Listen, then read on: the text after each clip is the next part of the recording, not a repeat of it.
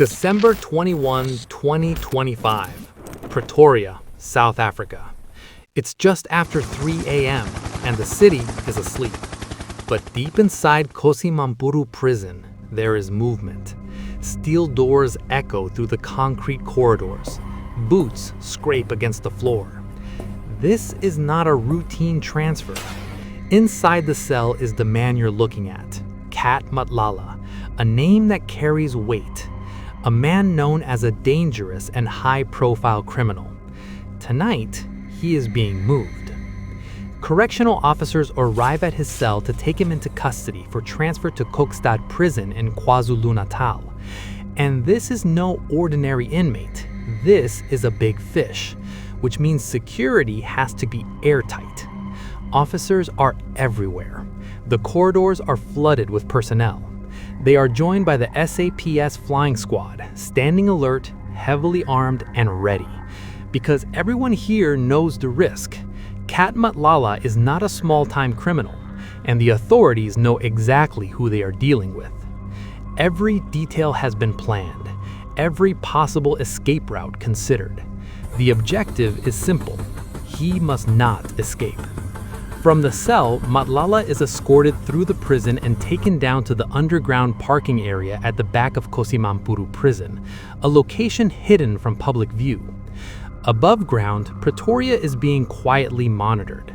SAPS flying squad units are spread across the city, scanning for suspicious vehicles, unusual movement, or anything out of place.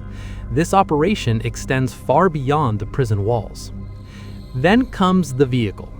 Cat Matlala is placed into an unmarked small sedan. Nothing flashy, nothing that draws attention. But make no mistake, this car is anything but alone. Multiple SAPS vehicles surround it.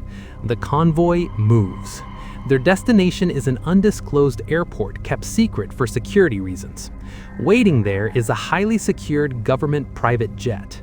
On board, more than 10 armed members of the SAPS flying squad and 3 correctional officers assigned to guard him in the air. Every second of this transfer is controlled. Every move is watched, because when someone this dangerous is on the move, there is no room for error.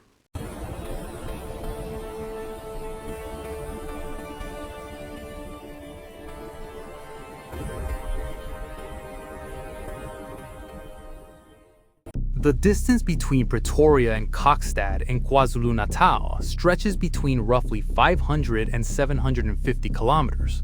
By road, it is a long and exhausting journey. But on this night, speed mattered more than distance.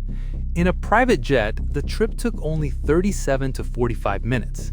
South Africa's Department of Correctional Services planned everything carefully. They knew they were not escorting an ordinary inmate. They were moving a high-profile and dangerous criminal.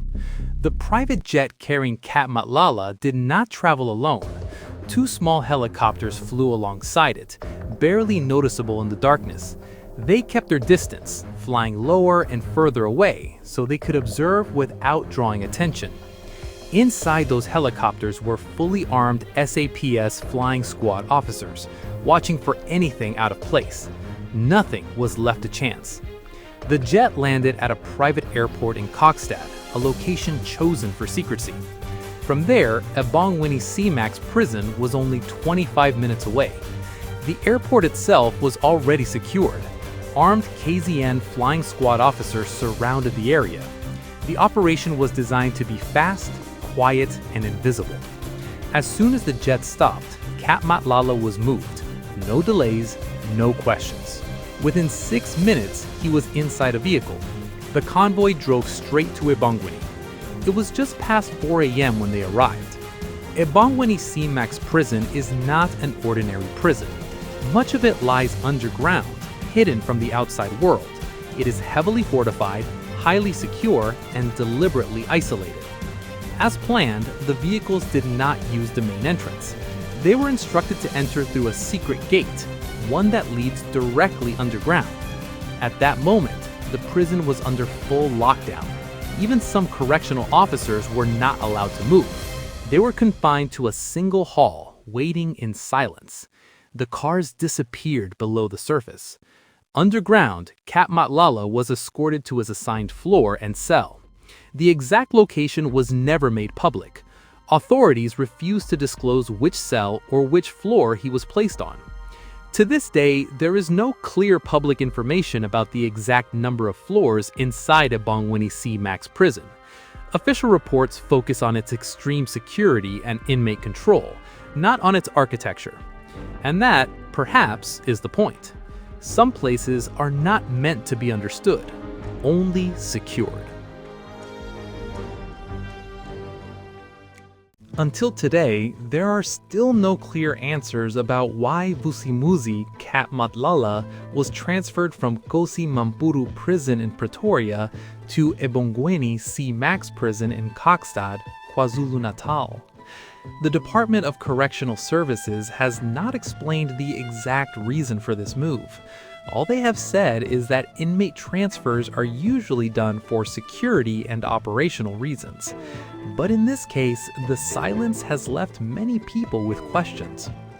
On social media and in public discussions, different rumors have started to spread.